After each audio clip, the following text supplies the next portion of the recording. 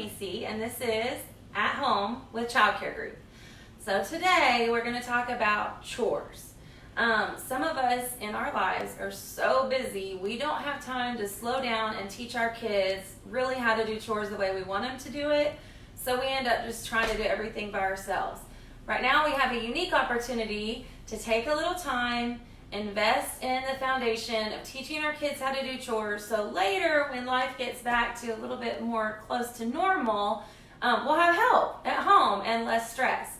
So even your toddlers can help with chores, and there's all kinds of studies out there to show that it really builds self-confidence and self-worth and helps them and as they're an adult. One of my friends, Jessica, posted on her Facebook yesterday a picture of her little boys cleaning the toilet, and she's calling it husband school. So every day they do husband school for an hour. So I love that idea, which spurred this. So today we're going to talk about laundry. My laundry is out of control right now with all of us at home the whole time. So we're going to pretend these are dirty. Okay, they're not dirty, but just for conversation, we're going to pretend they're dirty. So ask all your kids to bring all the laundry in the living room, turn some music on, not the TV, we're having plenty of screen time. Let's just turn the music on and make it fun, and ask them to start sorting the laundry. Sadly, your teenagers will need to be told how to sort the laundry if they haven't done laundry before. And so they can learn right along with your toddlers if you have both. So in my family, we do colors, darks, and whites. And so we would just start sorting together and stay in the room, because the first couple times they do it, they're not going to want to mess up and they'll be nervous and have a lot of questions. The other thing we like to do at Child Care Group is point out to our kids that everywhere you look, there are words. And so that's why it's so important to be a reader. So you can start finding words in your laundry. For instance, here's some words on this t-shirt. So if your baby's name starts with a T, ask them to find the T, because that's going to be the first and easiest letter for them to find. And then just start reading things as you see it. Some of the things on our towels are funny. This is super true in my house right now. Dogs welcome, people tolerated.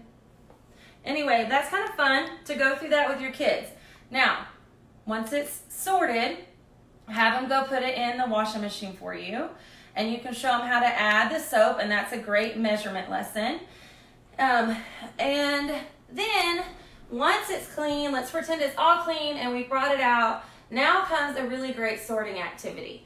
So socks are fun to sort, especially when we have all these fun socks these days that our husbands and daddies are wearing. So have them pick a pair that matches, and it's really great dexterity and small motor skills to teach them how to ball up the sock. Also, if you remember the other day when we were with Mr. Donovan, he talked about snowballs made out of socks. That's what this is. So later on, you can do PE, even in the house, with snowballs by letting the kids throw them at each other, or there's all kinds of stuff. Maybe we'll have another video one day on ways to use balled up socks.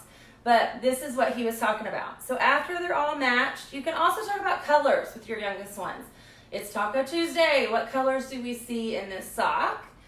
You can talk about sizes.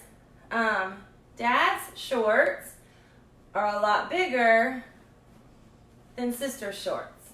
And so you have big and small. And if you have multiple kids in your family, lay them all. Ask the child to lay them in order of largest to smallest.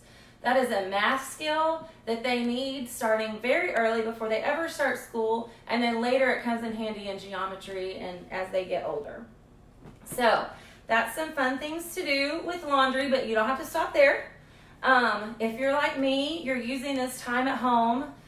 My brother called it boredom. I call it being a go-getter, to really get in those cabinets and get everything organized and do all the stuff that you were too busy to do. So as you can see over here, if you're like me and my friends, you might have drawers full of Tupperware that you haven't used in years, and when you try to use Tupperware, you're like, it takes forever to find the lids that match. So ask your kids to match the Tupperware with the lids. That is such a good activity, especially for our preschoolers, to match up the Tupperware. They can build and stack with the Tupperware. They can find out which one fits inside. Why doesn't this fit?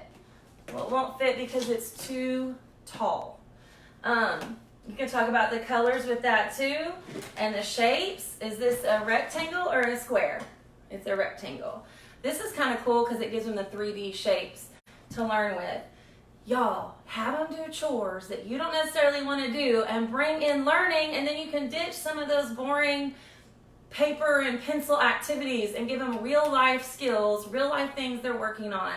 And then, to top it all off, when you're having conversations with other people and your kids are in earshot, brag on how helpful they were that day.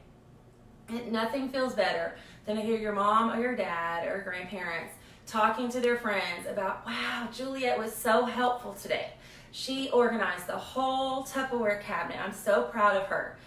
That positive reinforcement gives them 100% motivation to surprise you later and do something else for you, or it might make them a little bit quicker to say yes when you tell them it's time to do chores. So we would love to see your pictures of your kids sorting laundry, balling up socks, throwing them at each other, or in your Tupperware cabinet. So please post your pictures so that we can put them at Child Care Group, brag on you guys, and we just really want to know that we're all in this together. So this has been another episode of At Home with Child Care Group. I'm Melissa Misi, and we'll see you tomorrow at 10 a.m. Bye.